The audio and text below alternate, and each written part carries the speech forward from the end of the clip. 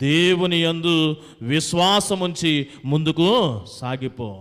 ఈ దినాన నీవు కూడా బిడ్డలను చదివించుకునే విషయంలో కానీ, బిడ్డలకు వివాహం చేసే విషయంలో కానీ, గృహ నిర్మాణాల విషయంలో కానీ, లేదా ఆరోగ్యాలు మెరుగుపరుచుకునే విషయంలో కానీ అన్నీ ఆర్థిక పరంగా ముడిపడి ఉన్నాయి కదా.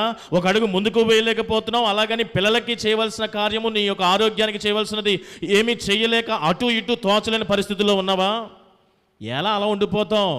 దేవుని యందు విశ్వాసముంచు ముందుకు సాగిపో.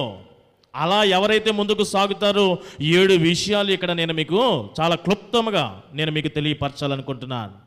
మొట్టమొదటిది ఏమిటంటే, దేవుని యందు విశ్వాసం ఉంచితే సరిపడదు. క్రియలు లేని విశ్వాసము, విశ్వాసం లేని క్రియలు మృతము అని మనకి యాకోబు చెప్తున్నాడు కదా. సేమ్ అదే తీరి ఇక్కడ విశ్వాసం ఉంచితేనే సరిపడదండి, కొంచెం క్రియ కూడా మనకి యాడ్ అవ్వాలి. నువ్వు దేవుని యందు విశ్వాసం ఉంచాలి,